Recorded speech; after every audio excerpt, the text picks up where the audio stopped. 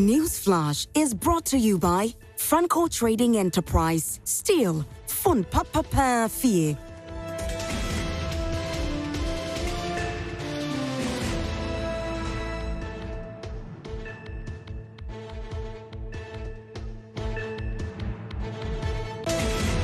You're still watching Prime Morning, and it's time for us to delve into what the newspapers have for us. It's time for News Flush. And like I told you earlier, I'll keep urging you to go to Franco Trading Enterprise for all your gadgets. Now, what gadgets are you looking for? It's a mobile phone, it's a television set, CCTV cameras. I mean, what do you want? We've got that and even many more. Just visit any of our shops, or you can download the app on your phone, Franco Trading app, or visit our website for more details at www.francotradingenterprise.com. Franco Trading Enterprise, still phone papa pair fee. My guests are seated and very poised for this particular conversation. Now, yesterday, it's supposed to be good news, but I don't know what the opposition will say, whether it's good news or not. And my point is, we are here. How do we get ourselves out of it? And, you know, we are seeing some sort of improvement to get ourselves out of it. But the opposition says, how did we even get here in the first place? So let's not be happy that we are getting ourselves out of it in a way. What am I talking about? I'm talking about the debt restructuring program. Now, this debt restructuring program is actually meant for Ghana to have some sort of comfortability with regards to our paying of our debt. And we've gone to the Eurobonds where we are owing, and we have a 37% haircut, meaning that the interest rate has been cut by 37%. Good news, isn't it? Well, it means that we also have some sort of relaxation for the next 4 years before we start paying. This will enable us to be able to, use our monies or channel our monies into other resources that we can use right here in Ghana, and also strengthen our city, because currently the city is in limbo. Now, we'll talk about that because we have a banking consultant who will join us, and we'll have Isaac Kofi Ejay, who is our data analyst from Joy News, also join us via Zoom. My guests are here, like I told you earlier. Representing the NDC is Honorable Timothy Awantrim Atabuade. Good morning, Honorable. Good morning, President. How are you today? I'm doing well. How are you? I'm fine, thank you. Good morning to my friend Aipe. He's been upset for some time. Yeah. I think he had a funeral. Yeah, he told us. I think so. So yeah. I want to say thank you to our viewers for always being with us anytime we are around. And today is a beautiful day. We say thank you to God for his mercies and favors. Right. And Honorable Ayepe, Honorable Samuel Ayepe. Ayepe. Yeah. Representing the NPP this morning. Good morning, how are you? By the grace, I'm fine. And you too? I'm fine, thank you. My brother, how are you? I'm doing well. Good governance is showing. If you say so. Your outfit, your skin, your beard. If you say and so, if I look at my sister, the smiling face. Everybody is happy. Every Ghanaian. We'll do advert for MPP. It's very happy today. I think our viewers will tell us whether they're happy or not.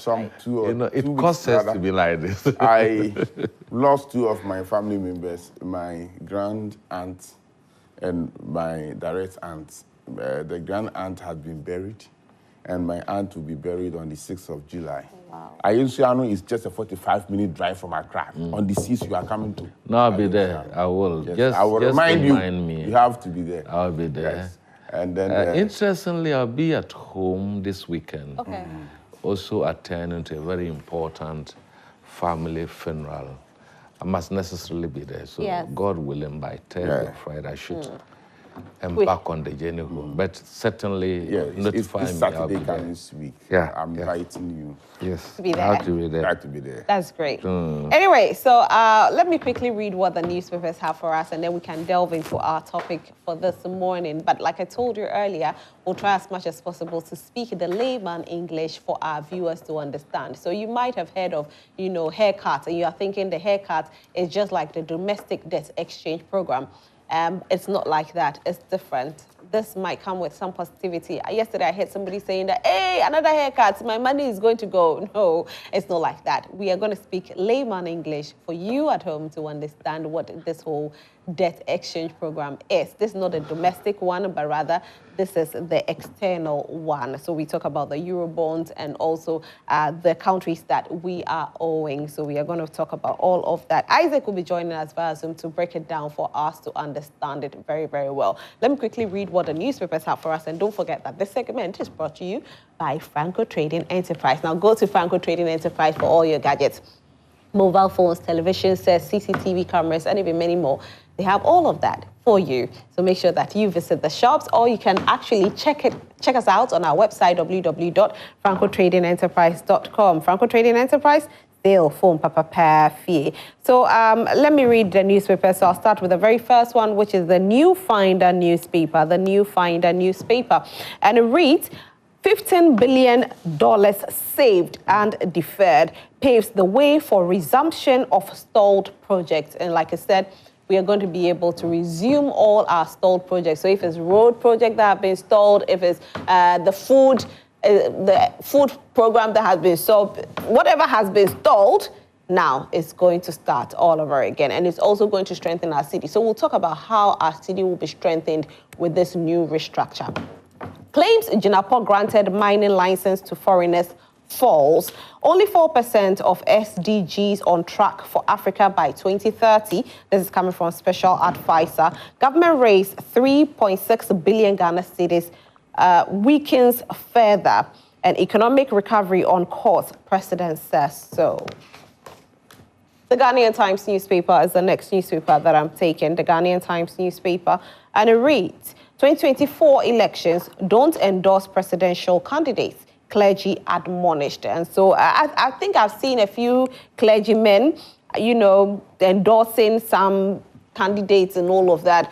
I think it's actually not right for any clergy to endorse any political party. Please and please again, desist yourself from it. You might have your preferred choice, but your members also have their preferred choice. So if possible, so peace can prevail. Please, when you mount that pulpit, don't talk about politics, please. Talk about peace. Preach peace, preach peace, preach peace. Communications Minister launches foundation to empower women, youth and women. Ghana's Eurobond holders reach agreement with government on debt restructuring. And like I said, it's actually a step in the right direction, but we might have to face some complications as well, or implications with it. We'll talk about that. GOC unveils plans to mark Olympic Day. GPL-DOL clubs are to acquire SNIT clearance certificate, and in Trem FC win MTN FA Cup. Congratulations to them. The Daily Guide newspaper is the final newspaper that I'm taking. NDC lies, deceit exposed, says Dame, and this comes from Godfrey Dame. 2024 elections, vigilantism laws to be enforced. Nana orders 1.5 billion Ghana cedis bailouts for defunct bank customers. Yes, yesterday it was another issue that was out there trending. It's supposed to be good, but Ghanaians always find a reason to complain. Let me say it like that. I saw people saying, why did he wait all this while? Is he now coming to pay? Some people have lost their lives and all of that. And people are claiming it's because of election year. Is it your money you're looking for, or it's not your money you're looking for? Which is which? The most important thing, you get your money. If you get your money, say hallelujah. Closed fishing season begins July 1st. Yagbonwura visits Yana. Let's see some stories in the center spread as well. Yes, and my ex-wife abandoned me, says Yalsapo. I think Yalsapo has been trending more than any other artist in the last 1 week because his wife decided to embarrass him on a radio station. His ex-wife, that's even the sad part. This issue, maybe Friday we'll delve into it, but his ex-wife will embarrass him. Some people don't have shame. Kwabena Jansa announces last stop, and Claudia Lumo assists in Sawom female inmates. Let's see some backstories. Sports, actually. MTN FA Cup winners pocket 180,000 Ghana cedis. All set for GNPC Ghana's fastest grand final. England gets Shaw boost and Nunes strikes as Uruguay win Copa America opener. That will be all with regards to what the newspapers have for us. The segment is proudly brought to you by Franco Trading Enterprise. Now, when you go to Franco Trading Enterprise, make sure that you go and you mention our name. Say that you watched on Joy Prime, and that's why you're at Franco Trading Enterprise. Maybe you get some discount. You know what I mean? Download the app on your phone as well, Franco Trading app, or you can visit our website, www.francotradingenterprise.com. Franco Trading Enterprise, still phone papa perfie. Now, what is this whole new debt restructuring program about? Yesterday, we heard that we have a 37% haircut. Now, you as a layman will ask, or you'll be wondering, what does that mean? A year ago or 2 years ago, we heard of haircuts, and all of a sudden, those who didn't understand what haircuts meant started experiencing monies being lost. Pensioners started experiencing losing their monies. Are you going to face the same thing? That has been the question that you're asking. Well, that was a different program. This is actually a different program altogether. Government went to Eurobond to borrow some monies. Government went to countries to borrow some monies. And these are the monies that we are talking about. Government was supposed to have paid off these monies. And so it was affecting our Cedi, and the Cedi kept depreciating. Currently, government have been able to reach a negotiation, meaning that we have 4 years to be able to hold on to payment, and it will also strengthen the Cedi. But how will that strengthen the Cedi? We asked that this morning. Isaac Ofieje from Joy News is here to break it down for us, and then we'll have our guest join us. Okay, before Isaac joins us, I think that let me bring our guest into the conversation, and then we can have Isaac. I'll quickly take their, should I say, their opinion on it, because there's a lot to answer for, and I'll ask them questions after I take their opinion. Supposed to be good news, but as the NDCC like that, Honorable Timothy Awonshim Atabwade. Good news or bad news for the NDC? Good morning once again. Lest we forget, you know there was a petition lodged with the president to remove the OSP, Kisia Jabin, from office. Martin Amidu came and denied that he had no knowledge of it and challenged whosoever that wrote the petition to come out. And even he went further and said that he doesn't believe that the request from the Chief Justice to the OSP to respond to the issues raised was genuine. And for now, we haven't heard anything. It seems it's dying down.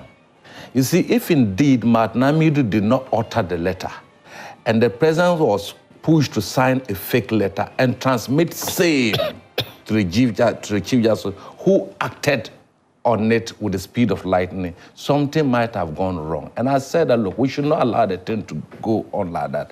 We have to find a way to unearth the one who brought that fake petition. Martin Amidu said he did not. Government hasn't challenged him. No one has challenged Martin Amidu. The thing seems to be dying down. The president acted on a fake letter, transmitted a fake letter to to the Chief Justice. He also acted unknowingly or whatever it is. So for me as a country, we must unearth that whosoever brought the petition would have signed. Normally you sign, you put your number there, the time, and then the date to show that, because at the present you cannot go and give a letter without the proper records being recorded there. CCTV cameras are also there to capture the one who brought the petition.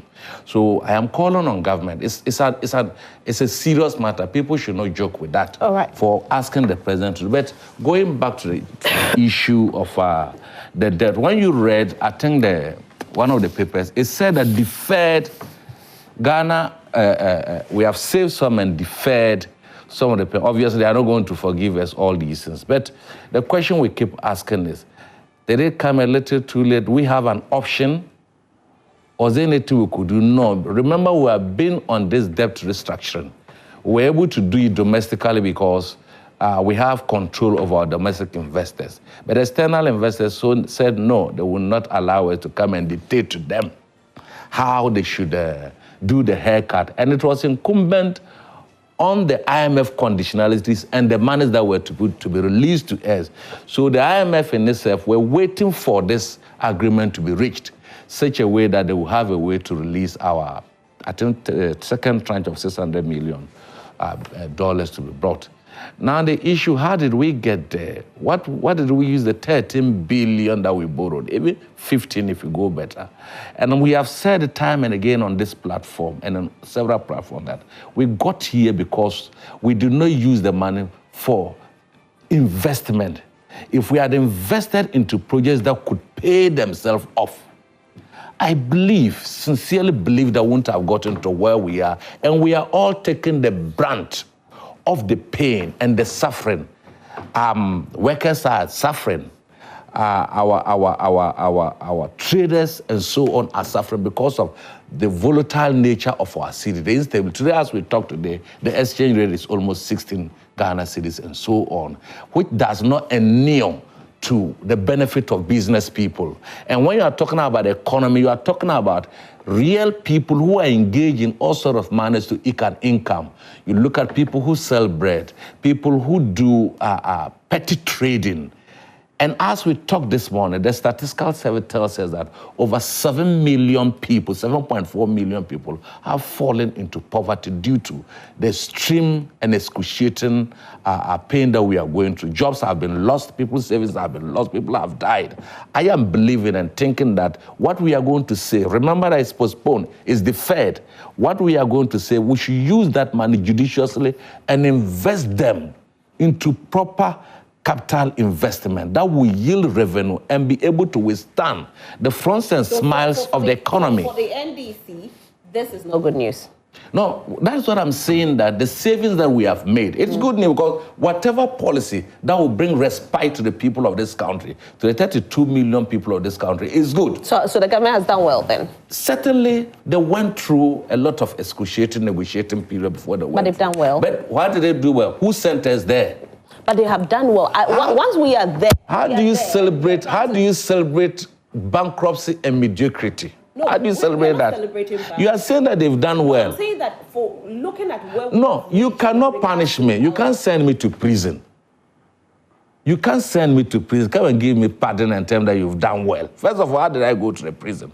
How was this country locked up in prison in terms of our debt that we couldn't borrow? If we were doing better. The NDC went to IMF. Under the NDC, we went to IMF. So Wrestling. Beautiful. NPP is the only party that's gone to IMF. What were we told? It was incompetence that led us to there. It was that. So everybody believed that we're not going to go to IMF again. Were you not surprised that we went to IMF? And look at the conditionalities attached. We went to IMF not on the basis of the fact that we were rated CC in a junk economy and that we could not borrow. Okay. We wanted policy credibility so that we could go in. And when we're leaving office, we left over $700 million in the cup. We could not cash all that money. You know, it was about $900 million that we went for. We didn't go to the COP. We didn't go to IMF. When we were on a structure, we couldn't get oxygen to breathe. The economy hadn't collapsed. We were rated B. And at the B, we still went because we needed policy credibility. Okay. It's completely different from when you go there with your cancerous tumors not treatable. We went there when we were completely off. The whole world was laughing at us. We couldn't do anything. We were looking to borrow just $1. $1. We could not be borrowed. That's how we went there. That tells you why the MPP was able to borrow 13 billion after we handed over to. If we had handed over a junk economy to them, they wouldn't have been able to go to the capital market to borrow 13 billion. It is true because they handed over to themselves, but they cannot go and borrow. Okay. Let me bring Honorable Ayupe. Honorable Ayupe, let's talk about how this restructuring is going to enable the economy come back to its feet. Well, let me first say good morning to your viewers and also to the President, Nana Dankwa Akufo-Addo, and his Vice, Mataba Umia, who doubles as the flag bearer of the MPP. He was in London 2-3 days ago and still asking Ghanaians to give him the mandate, as he put it in this scenario, that he has learned the driving, he has got his license and a good driver and can sit behind the steering to steer the nation into a successful end. And also, a very good morning to the finance minister, who and his team have been able to put up a good debate out there to get such a good deal for the country. I want to put it on record that the debt that we are saddled with, the debt that we are trying to restructure, the debt that we have gotten relief is not a debt that was acquired between 2017 and today. After we get the HIPC relief, President Kufuor left us with 26% debt to GDP. Before the NDC handed over to MPP in 2017, the debt portfolio has ballooned to 73% from 26%. But we have something we call rebasing. So when the rebasing was made, the debt was brought to 56%.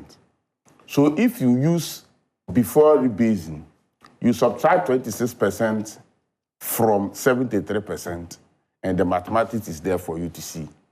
If you use the figure after rebasing, it is 56% minus 26%, which will give you around 30%. So it is clear that the NDC added 30 percentage points to our debt portfolio. And then when we also came to power, we moved it from 56% to 104%. And then, because of the IMF, that a program that we bought into, and also the domestic debt restructuring and the suspension of borrowing from the Eurobond markets, the debt portfolio came down from 105 to 66.4%. So if you take it from 56% to 66.4%, the difference is 10. But for us to put ourselves into proper debate, I want us to keep it 56 to 104, though we are not in 104. So clearly, what we are saddled with is the money borrowed by the NDC plus that of MPP. That comes together to make the country's debt. Let us also not forget the fact how much was you said how much was borrowed by the NPP and NDC? Did you break it down? Yes, I said from 26 to 56. Okay, so the NPP borrowed. How much has the NPP borrowed so far? That is from 56 to 104, which will give you around 48%. And how much is the NDC borrowed? 30%. Okay, so yours is what? 57? 48%. 48%. And then 30% difference. 30%. But there's okay. a so you have borrowed more? No, there's an explanation here. When we went to IMF, we've gone for Sono Hydro, 2 billion, Cocoa syndicated loan, which in actual fact shouldn't have been added to our debt. But IMF said, we want to know the country's total debt. So take the state debts and the institutional debt together, so that when we are helping you, we don't want to help you to bring your debt to GDP down, then you go and bring syndicated loan from Cocoa Board, and so this one, it was borrowed by Cocoa Board. We didn't know. Oh, this one was borrowed by so we didn't know. No. So that's what happened, and our debt was ballooned to the 104% to GDP. So what we are saddled with, whether MPP borrowed more or NDC borrowed less, what the explanation I want to give is that all the hula baloo about debt structuring up and down is the country's debt. And the country's debt is equal to the Kufuor 26%, the NDC's 30%, and the MPP 48%. I want listeners or viewers to understand the point from here. But the question here is that what did we use the 48% borrowing for? I'm coming there. So I heard my brother saying, we did not borrow and put the money into a profitable venture. That is why we are saddled with this debt. It's not true. All the money MPP borrowed, the Eurobonds, none of them is less than 10 years, the maturity period.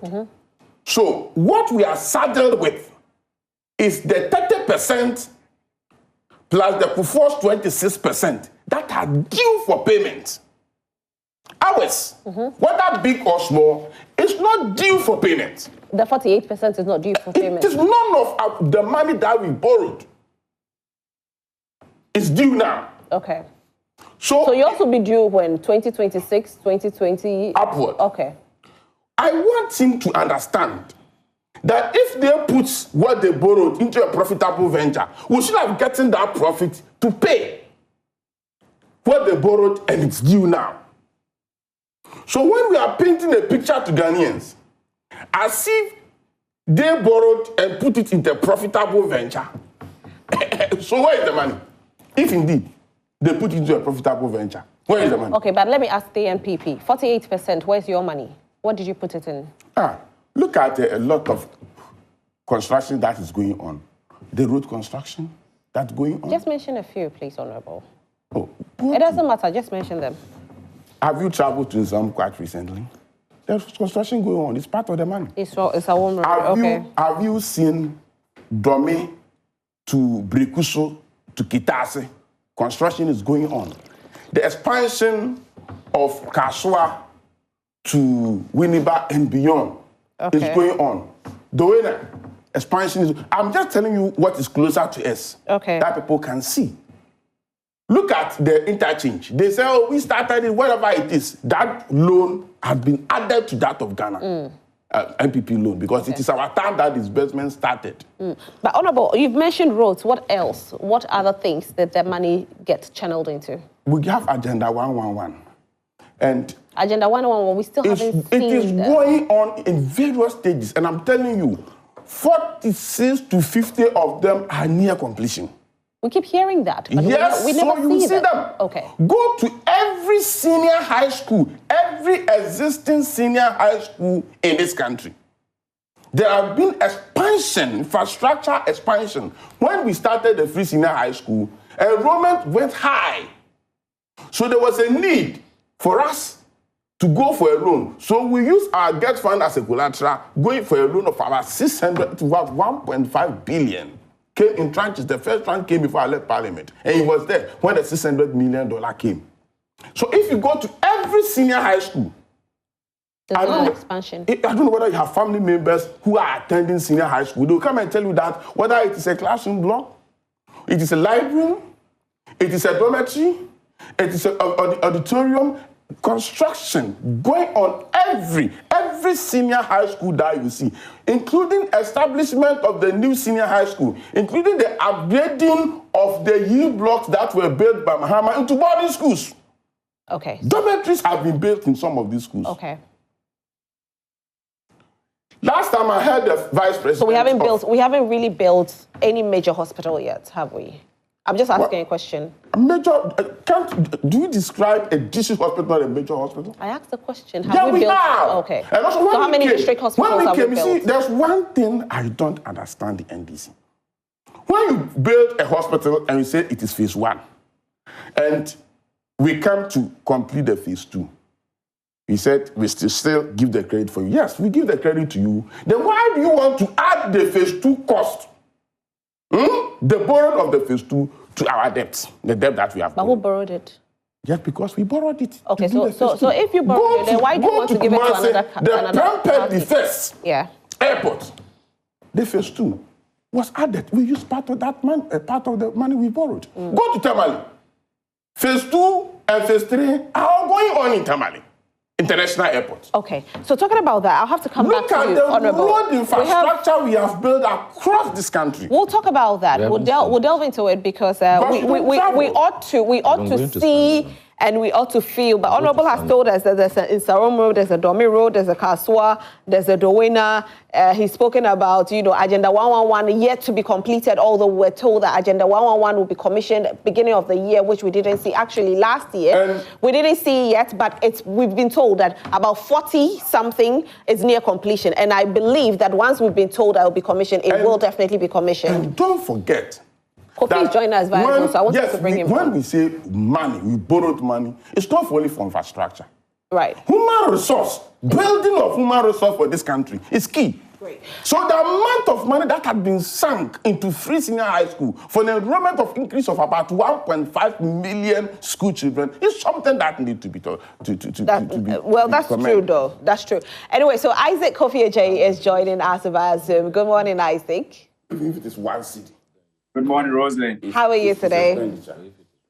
I'm doing great. How about you? I'm fine, thank you. And sorry for keeping you waiting. My guest needed to, dissect their topic before we could bring you in. Now, you are coming to help us understand what this whole restructuring program is and how it can help build our city. Because the city has been depreciating so badly in recent times, but we are being told that with this new debt restructuring program, we are going to see the city strengthening, and also IMF is going to release the $360 million that we have been promised. It's going to be released, and it also means that we are going to have more money coming in from probably the World Bank and other, investors who might want to support Ghana. Now, please break it down to us. Let us understand this whole 37% haircut. All right. So definitely we would have to take it from when we started this whole debt restructuring exercise. We had to divide the debt restructuring exercise into two. We had the DDEP and the EDEP. The DDEP is what we did in our domestic space, where we restructured close to 203 billion Ghana cedis of local debts held in the local currency. Government, according to them, made a savings of about 61 billion, Ghana cedis. Now, that was the DDEP. The finance minister says the DDEP has been successful and has been completed. So government is not doing any form of restructuring in the domestic space again. Now, what we are focusing on, or what we are talking about, is the EDEP, which is the external debt restructuring, which also has been divided into two forms because of the type of creditors we are dealing with. So we are dealing with creditors at the bilateral level and then also creditors at the commercial level. So you had, our guest speaking more of the commercial, debts, which we are talking about is the Eurobond creditors. So at the bilateral level, that will mean that the debt that Ghana owes, country by country. So China, France, there's Germany, there's all countries that we owe. They have formed the bilateral creditor committee. And when we met them, we've been meeting them since last year, and that has also been successful. And the good news is that at the bilateral level, they have given us moratorium. So that will mean a breathing space.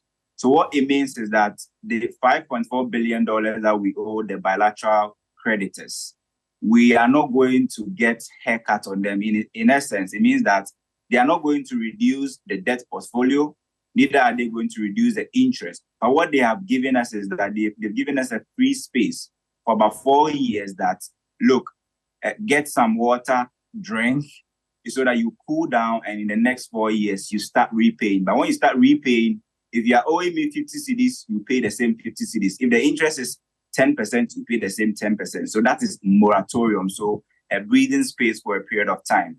Now, the 37% haircut that was all over the news yesterday has to do with the Eurobond creditors, who we believe that, the debt we owe them at the external level is so huge, $14.6 billion. But what we earmarked for restructuring was $13 billion. And according to the finance minister yesterday, we've been able to do 13.1 billion out of the 14 billion.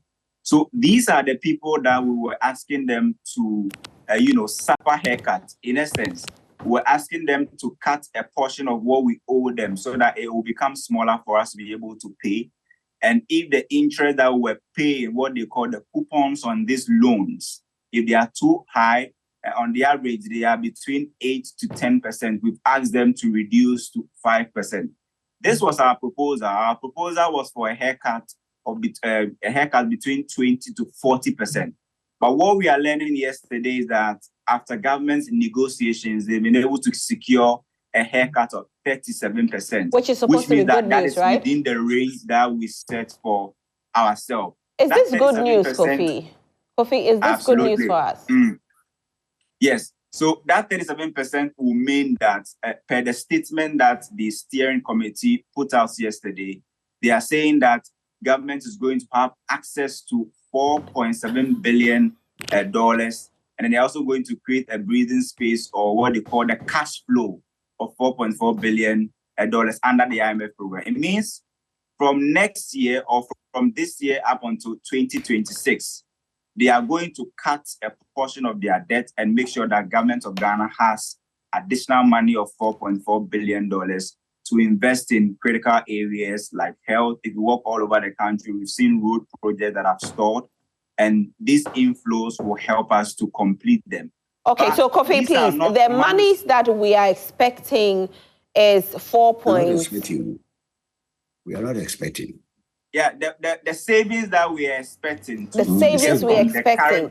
Okay. Yes, under the IMF program. So from 2024 to 2026, we are expecting 4.4 billion cash flow. 4.4 billion. Beyond that, we are expecting additional, I think, 3.6. So together, that will give you the $8.8 billion that the finance minister spoke about. Okay. But whilst we still have the IMF program, what we are expecting is 4.4 billion, and that is supposed to come in to help us, revitalize the economy, continue stored projects, and make sure that it comes in a way to help the city stabilize. Right. And so from what Kofi is saying, this is supposed to be good news. But Kofi, we should look at the long-term implications as well, because they say there's no free lunch, or this one, there's free lunch.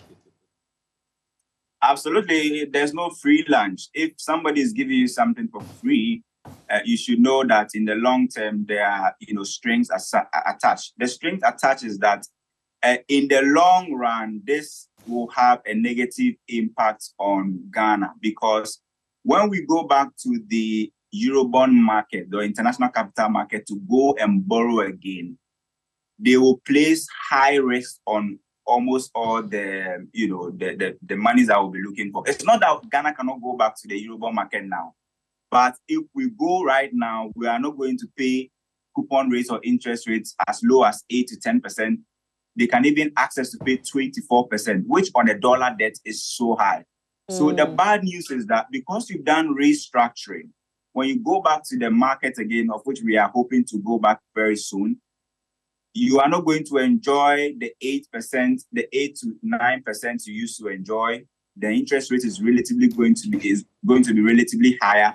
And then also, if you are enjoying long maturity periods, it will be shortened, because everybody will want their money, because they know if they spread the money for a long period of time, there's going to be a time that your economy will be on the flat again, and then you may not be able to pay. So all the monies that will be taken from the international capital market will come with short-term or medium-term, instead of at a point where even hoping to issue a century bond, which means that whatever monies we borrowed then, we're hoping to pay in, let's say, 100 years.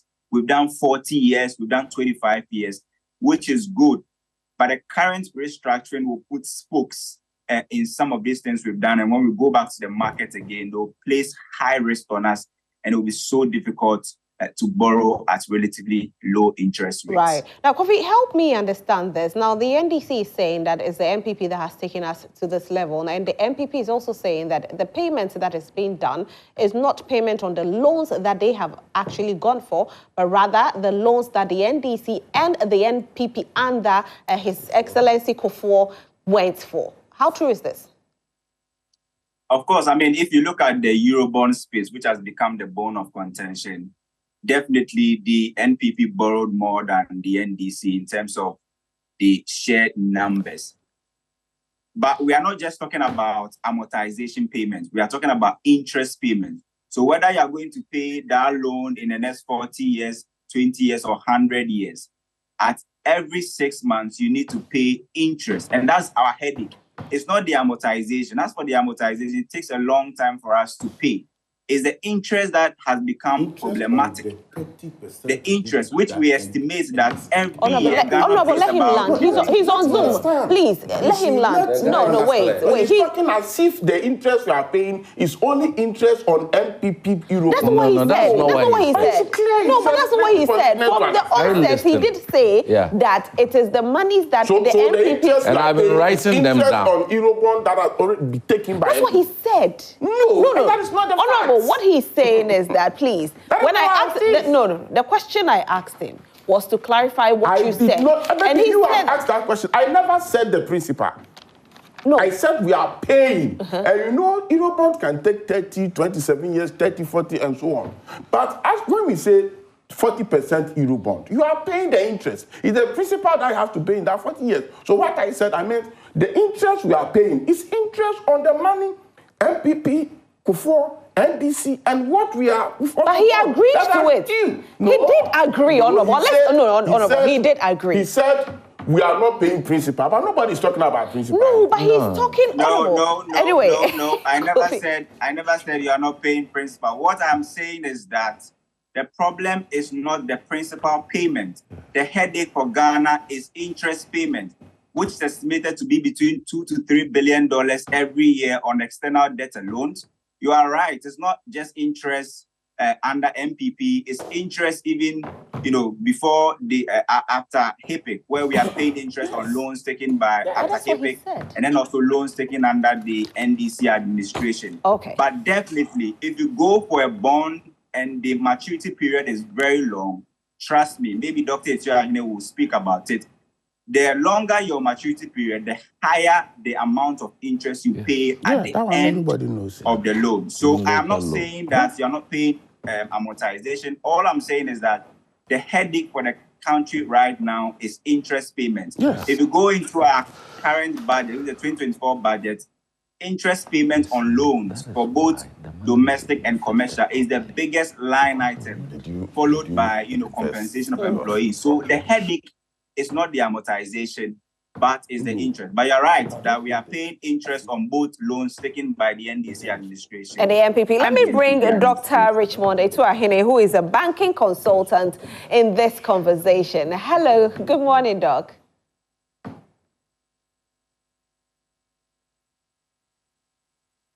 Good morning. How are you doing, Doc?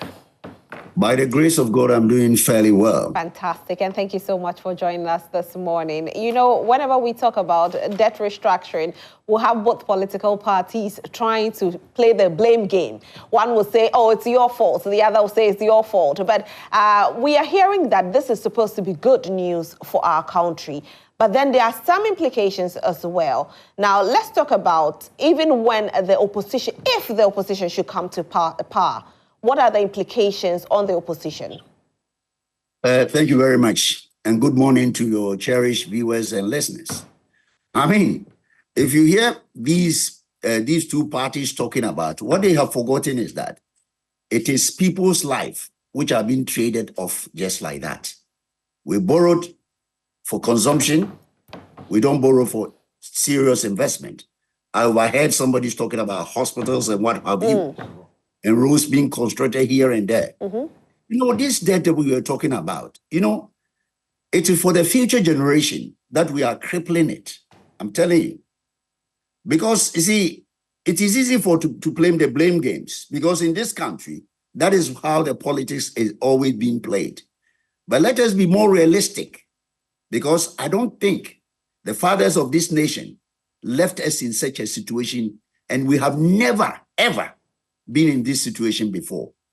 I mean, I was here in the Dr. Kwesi Botwe economic recovery. I have never seen anything.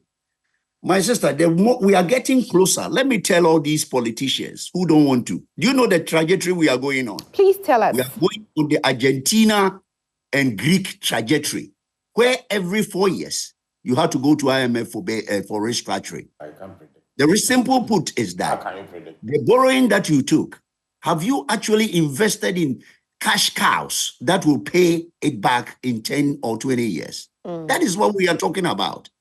We are not blaming, nobody blaming anybody borrowing. But the question is that, have you borrowed to go and invest in the cocoa industry? Borrowed in the seriously acquired the mining? If we have done this, Honorable, please. He's on the floor. Then when we say that, we are preparing that in future we'll have money to pay. But you see, you hear people talking, I borrowed so and so, I borrowed that. It is neither here nor there. Let me make it categorically to Ghanaians that the trajectory we are going, we are treading on dangerous path like Argentina and Greek. And we don't want to go there because every 4 years, we have to go and restructure the debt because you haven't put it in anything that will be able to pay the cash flows. We are talking about 3 billion, 2.35 billion to 3 billion this year. Do you know that by the time we come to the rescheduling time, where the maturity, as Kofi is saying, we will be paying not 2.3, we'll be paying close to maybe 6 billion. Have we made the provision where we'll be able to pay? So let us, as a country, let us stop these blame games and see the seriousness of it. Because I don't think we attach more seriousness to what we have. We like taking glory for it. But you see, what we haven't done, we must be very analytical and do the empirical analysis and say, what have we done to ourselves? I mean, we are the only, you see, Zambia is not crying as we are crying because Zambia external debt is only 4 billion. We have the, you see, the sad thing is that Kofi was talking about the bilateral. Now we are now increasing the bilateral by adding more loans. What are we going to be able to do to pay this? So for me, where I sit and I listen to people talking about it, I take it from the point of view that are we making ready for the future payment of this debt? And you will pay. So, Doc, let me ask you this. As of now that we have a restructure program, meaning that we are not going to be paying, we have some sort of 4 years where we can, rebuild the economy in a way. What are some of the things that we can do to rebuild the economy, to raise enough funds to be able to say that in the next 4 years, we are of a certain level and we can be able to pay off debts?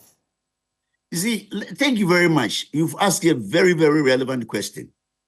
Look, let me say this and let my listeners and those people, politicians, listen to me. As recent as last week, something came out. Ghana has allowed some institutions called FinTech to withhold 57 billion cedis, according to the dollar term, 5 billion. Remittances. And that is where my friends sitting anywhere are not talking about it. If we are able to capture, trace and track remittances, last year, 5 billion. It has gone into private sector, some private institution licensed in Europe and America. And then last 2 years, 3 billion also has gone into them. And then you go and beg for 8 billion. When you can collect these remittances alone, be able to pay your debt. I am giving them a clue. Let us revisit the Payment System Service Act 987, which was passed by the politicians who have actually forgotten about the Foreign Exchange Act, Act 2006. Act 723, which says that nobody, apart from the authorized dealer banks and Bank of Ghana, can hold our foreign exchange. Let them go back. And I'm very serious about this because we have a remittance, a chunk of 5 billion, which could even service the debt. Where is it? It's sitting in the people's account all over the place. And we come and sit here and say that we are taking glory for risk-cutting debt. Debt, if you risk-cut it 20 years, it will come to hit you. What matters most is your strategy to be able to address, pay off, and pay your interest. I'm giving them a tip. I am giving them a clue. Go and check the Bank of Ghana report published last week.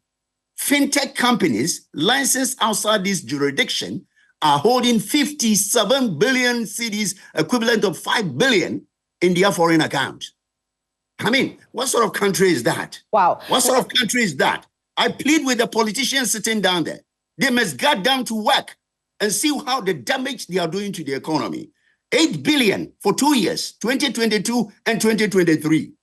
Go and check your records. I'm not saying it. It is in the Bank of Ghana statement. Right. If we have the 8 billion, my dear, if we have the 8 billion, I mean, what is this? We don't need to go to IMF for 3 billion, right? What is this point? And instead of people being realistic and pragmatic and discussing issues, we want to take blame games. I'm sorry. This country cannot grow if you want to take blame games. No. Right. Countries that have survived. I mean, if you go to Singapore, Lee Kuan Yew, he didn't blame people. He said, let us turn our country. We can turn. We can't even grow what to eat. So, we can't Doc, grow. are we blaming both political parties? I blame anybody apart from maybe Kutu Achampong, I blame all the others.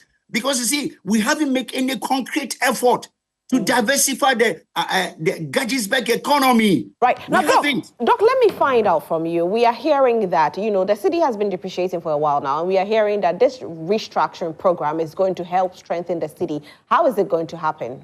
You see, what it means is that, as Kofi has said, instead of you paying $3 billion for interest payment, you are allowed to use it internally so that you don't have outflows. So that inflows that you have generated internally, they are not going to bring us money. Let us get it clear.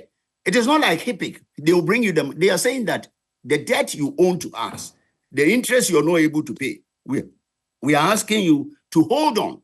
Don't bring it to us. So that would also shore up the foreign exchange. If all things being equal, ceteris paribus, all things being equal, it will show the foreign exchange, which we'll use in transfer. That is why Dr. Amin is saying that he's almost 8 billion. Because if you calculate the 3 billion, 2 billion, 3 billion, I think in the next 3 years, he's going to make that savings. And that savings, if you're not paying out and you're keeping it, your reserves will possibly go up. But you need to do your homework very well. It's not that you do for capital expenditure. You need to make sure that these are put in certain areas that will bring you resources to be able to pay in a longer time. So that is how it's going to help us. But that is not the solution to the currency depreciation. The currency depreciation, let me tell if and everyone. So the debt restructuring program is not a solution to the currency depreciation. That's what you said. Yes, we call it firefighting. If you do research, either firefighting or short-term strategy, you need to have a medium-term and a long-term strategy where you build a country's export capacity to be able to sell more and receive more to be able to, because currently we are importing more than we export. And when it happens like that, its effects, it translates into depreciation of the currency. So temporary, this will give us a breathing space. But in the long to medium term, especially the remittances, I want to state it categorically.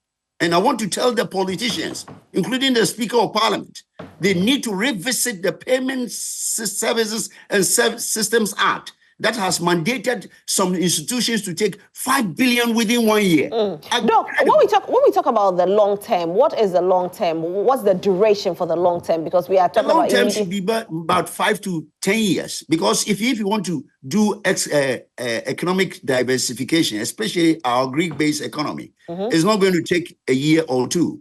I mean, if you want even to plant cultivate rice and export, it will take you, say, 1 year or 2 years. So that's why I say that the planning should be in such a way that we will stop importing the rice, which is costing 1.2 billion. Right, Doc. Poultry, 600 billion. Now, recently, I had mangoes from Burkina Faso.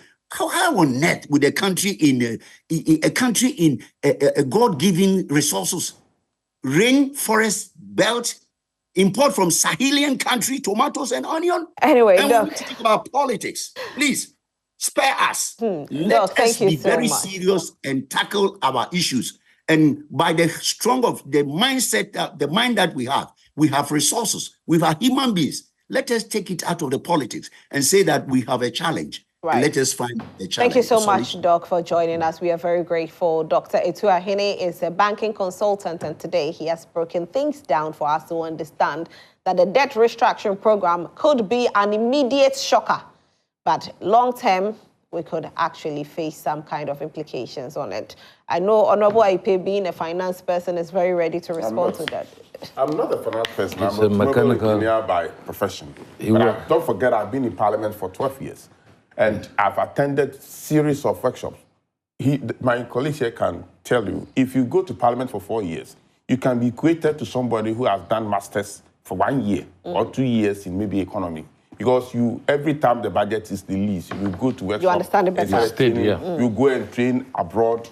So when the consultant comes and talk as if we sitting down here, you don't know. Look, what you are doing, yes, theoretical, but practically, who tells you we are, after this, we haven't learned our lessons, and we'll just go and borrow to increase our debt again, only to go and beg for forgiveness and restructuring. What is happening is that, yes, we are having the $4.4 billion and then the $4.7 billion put together. The releases on certain projects, that what is called the disbursement to certain project that was halted by because of the debt restructuring has been released. Even some of the companies or the lenders are prepared to start disbursing money to contractors to continue the work. So it is something that a structure that is going to put in place to make sure. That's what Kofi said. But do you agree with him when he says that we need structures that will be able to generate revenue? That is being done. Look, at times when we talk about some of these things, the NDC and some people think it's a joke. One district, one factory is a reality. Go to how much revenue have we been able to generate out of one district, one factory? It's 7 years now. That is why Dr. Chiahiri is telling me that when you're talking about mid-term, long-term, we are talking about between 5 to 10 years. So the fact but 7 years, we have. How much have we generated? 5 to 10 years, 7 years. We built those factories in 2017. Some are still under construction.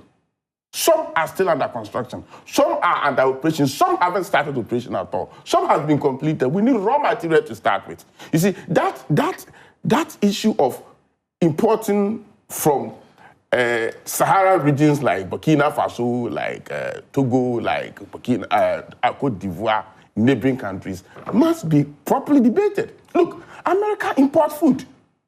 They have food surplus, they still import food. It will come to a point where a certain season you need to import from your neighboring countries. Ghana exports food to Burkina Faso. We are looking at the difference. How much is the difference? We export maize to Burkina Faso more than what we import tomato from Burkina Faso. Go to Ministry of Agri and find out. The amount of gari, cassava that we export to Togo is more than what we import from Togo. How much are we importing in general, and how much are we exporting in general? Because this is where we look at. We are not looking at, we are exporting this amount in Doma, go to Doma and other areas. The eggs they export to Côte d'Ivoire is more than what we import from Côte d'Ivoire. So the picture should not be painted as if we are just a hopeless country that import from our neighboring countries. We export more than that. Look. Last year, 2022, 2023, and probably 2024 too, we are getting our balance of, trade balance is positive. When we say trade balance is positive is that totally, we export more than what we import. We have positive trade balance. For so many years, we have not been able to, our trade balance was trading in negative. Thanks be to God, 2022 we had positive, 2023 we have positive. And looking at the pictures we are seeing now, we are going to have positive also in 2024. So you're saying that we currently export more than we import. It is not as bad as we are trying to paint. Yes, I admit there's hardship. Yes, I admit we import. What about the fine tech he spoke about? Come again. The fine tech he spoke about. The fine tech, the remittances. The remittances. Yeah. You see, at times the passage of our law, as he put it, that politicians, any law, and my brother here will bear me out, that will pass in Parliament, germinate or start from the technocrats. They will put the laws into fine book, then we go to workshop, they explain to us why A should be A and B should be B. Then based on their explanations, we pass it. So for me, I haven't read about these remittances. I've just heard of it. When I go and do more research on it to understand what is meant by remittances and putting money. We can make law to prevent them from putting the money in their foreign accounts. Yes, I agree. But once the law has not been passed, you cannot force them to keep the money in their accounts in Ghana. So the law can be passed under your government, which it hasn't been passed. Exactly. We can. I'm not saying that we cannot pass the law. Okay. If now that we see that, no, keeping the remittance outside, account outside Ghana is affecting our economy. Going forward, we can amend the law to restrict them from doing that. Okay. You see, but what I wanted, just before my brother will come in, don't let us create an impression that it is a hopeless country, that we are people who would never learn from our mistakes. And it's the fact that we've gotten this relief that means we are going to borrow again for Ghana to be equated. Are we not going to borrow again? Yeah, we can say we will borrow again. We will, yes. But this time around, we'll be measured in our borrowing in such a way that it will not put us into this situation again. So for you to see and say that we are going to is it Chile? He mentioned some countries Argentina. That have got Argentina, Greece and Argentina. We are not close to them. Okay. Don't forget about what the energy minister said. $12 billion energy hub that we are trying. These are things that is going to push it. And if it goes through, why should we have 12 billion from the energy sector and we still go to borrow from the Eurobond? Right. So measures are put in place. They shouldn't entertain and put that fear and panic into Ghanaians. Okay, Honorable. Rosalind, look, let's go straight to the issues. You want to go straight to I wanted to ask you a question, but you go to the issue. You know, ask questions in there. We keep going back. We take a step into the future and about 10 steps back. We went to HIPIC. You rightly put it. We went to, what do you call it? IMF. Yeah. Should we be there now? It means we move about a step, then we go about 10 steps backward. That is the issue now today. People should understand that they are not giving us the 4.4 billion. It is the money that we're supposed to pay that they are asking us not to pay. We should invest them. I think we have talked about capital investment and injection into areas of the economy that can pay off. I just want to cite a few things to you. Look, on this table, we discussed about the non-traditional export that yielded us $4 billion last year. We didn't really talk about it. Non-traditional. This is not the one district, one factory. It's not part of it. $4 billion from hitherto an unknown area that we get money from. We're relying on our oil, our minerals, and other big areas. If that alone can give us, and the Ghana Export Promotion Authorities projected that we are going to get $25 billion for the next 5 years. What it means is that if we do our homework earlier, we can even get the $25 billion before the 5 years. Because we haven't put much energy, and yet we are generating about $4 billion a year. It means that the NPP is doing something right. No. No, certainly they will do something right. Because with these kind of monies that we are mentioning, the revenue that we are generating, it means that MPP is definitely doing something right. But I would disagree with Dr. Tiahini. If non-traditional export alone is giving us over $4 billion, clearly it tells you that we are exporting more than what we are importing. Why are we going back to IMF then? The cost of why are we going to IMF? If we are making this kind of monies, then we should not even find ourselves where we are today. No, you still can. Okay, you let me bring let Honorable finish. Is the right investment for that investment to generate itself, pay off. The interest we are paying, look, one sector can take on the interest and be paying. If we invest $1 billion into an area, that $1 billion can generate its own interest. With the right investment, the right taxation. Now we have over 40 taxes on various kinds, you name them. Energy sector is also running a lot of bills to people. Look at the cost of fuel. Look at the cost of electricity in doing business in this country. What respite are we giving them? We've been giving respite, we've been giving tax exemptions to foreign countries who repatriate these things after that. What are we doing to arrest all these sectors to make sure that the money is brought into a basket for judicious use for the people of this country? Now look at how much money we've lost through the Auditor General's report. SML, all these conduits are money that goes without direct benefit to the people. We keep contractors who haven't paid them. Contractors, some of them have completely run down. Did we see this under so the you NDC see, as well? We saw this under the NDC. This is not new under any political party. No. Look, when we were there, we didn't cap what do you call them? The district assembly conference. Even DC tells you, the DCs under this going to tell you how they are having challenges there. We do not use the GET fund. We do not use ESLA and other revenue generating, handles to go and borrow. So when you compare that, and you say the contractors were working, you understand? Where we've gotten to, we should not go there again. How many times do we learn our lessons over and over? As I talked to you this morning, look at the amount of money we use and we say we're restructuring banks. And I told you about what Obama did when the banking sector in the US was facing challenges. He printed $15 trillion. to be able to recapitalize the banks. But you see, all these monies that you are mentioning, that is not what we are restructuring on. We are restructuring on money that you actually borrowed. I am telling you that the Kufuor government borrowed. So yes, I get your money. What I'm saying is this. But we are not talking about that money. We are talking about your money that you borrowed. Your money that you What did we use those monies for? What did we use the money that we borrowed? So you have to go and we used those monies to build a trouble gas. He was in parliament with me when we went for the CBD $1.5 billion. He said, where? Oh, let me finish, please. We expanded the MPS. That is yielding over $200 million a year. We expanded. Oh, please, I beg you. We expanded the Terminal 3. We built hospitals. You know, we built schools. We built roads. When these things are invested, they pay themselves. Ghana Gas alone, about 4 years back. So Honorable, please. Is that what I said? Is that what I said? Honorable IAP.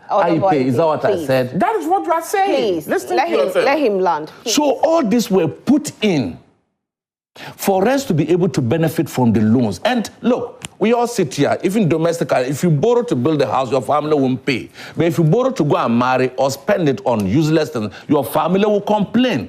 You run the country as a business. You don't do that. Tell around, put taxes on businesses. Put taxes. Look, tell me, which part of the economy can we use to go for external borrowing? Everything has been locked up. So if I pay and all other people say, well, yes, we did borrow. We've got a restructuring. Please. Okay, so if we borrowed, we use the money to invest. Look at our cocoa sector. Rosalind, look at cocoa. Look at where we've gotten. $500 million. The cocoa sector is going down. We need the economy to look good anyway. Gentlemen. So talking about this, gentlemen,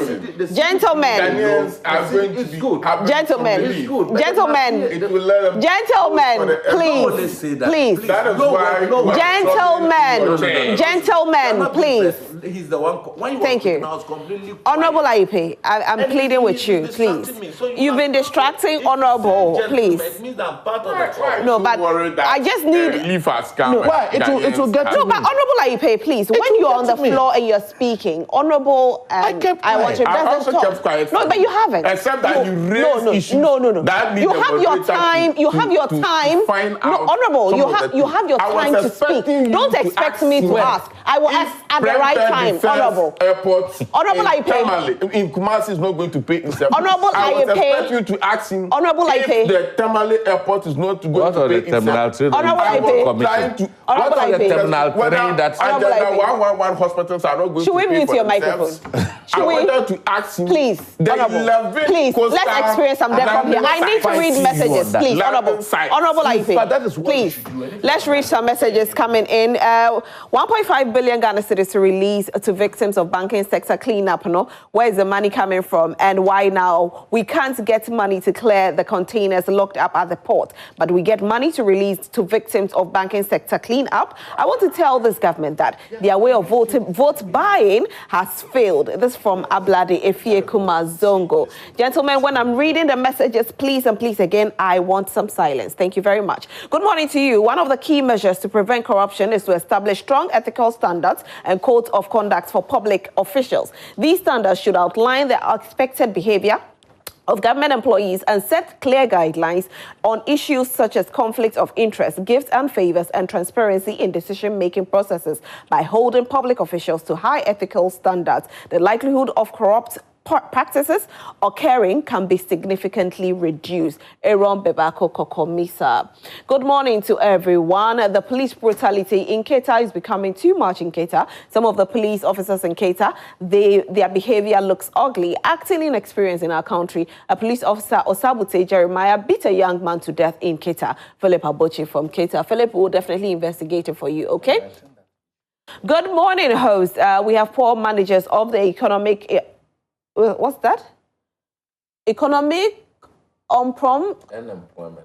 Unemployment, okay. Healthy education, Doomso fuel day by day activities is a problem. Why the 24 is coming? Achu from Katamaso. Achu, I'm struggling to read your messages. I'm sorry, okay, Achu. I was going to try, but I couldn't. Why is it that any discussion about the economy, the NPP is so worried their days are numbered? Good morning to you, Madam, and your guests. Debt restructuring. Can we trust these people? They will publicly say something for everyone to believe and accept, but they will go inside and secretly change everything, which will enable them to benefit out of it. These people will never take any decision without thinking how it will benefit them. So Ghanaians should never trust this group of looters. My regards to Professor Jalil of Tamale Technical University and to our incoming MP, Alhaji Ms. Bao. Mesha Kasanti says that the victory of the NDC is strongly coming again to save Ghanaians from this ongoing hardship created by Nana Baumi administration. 24-hour economy is a game changer, so let's continue to keep our hopes alive since President Mahama is coming to take over the affairs of this country again. Greetings to Sedem Afenyo, incoming MP, Amasaman. Good morning, Roslyn. Good morning, Roslyn. The mother serpent of corruption and his team are looting the state because they have a match fixer, Godfrey Dame, but God will surely deliver this nation from the hands of the state looters. May God bless John Dramani Mahama for the 24-hour economy. Solomon Zenu, okay. Honorable Akis Mrs. Rebecca says, good morning, beautiful Obapa Roslyn. The external debt restructuring agreement has raised questions about its potential impact on the Cedi struggles. Ironically, Dr. Baumia, who once criticized the previous government's economic management and promised to stabilize the Cedi, now faces criticism for his own administration's handling of the currency. The stark contrast between his promise and the current reality has left many disillusioned. The Cedi woes are a stark reminder of the need for effective leadership and economic management. Regards to CEO of AA Drinking Water, Master J.E. inside Sefri Bekwai.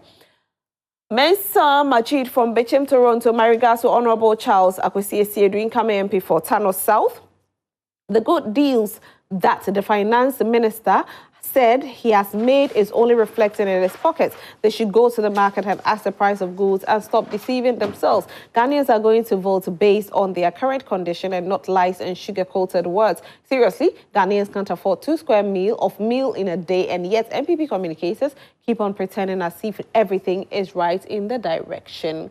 Francis Arthur at Amasaman says, implement a 24-hour economy strategy with 3 shifts of 8 hours each to maximize productivity and efficiency, transform Ghana into an import substitution and export-led economy, enhance access to public services, and create more well-paid jobs for unemployed Ghanaians.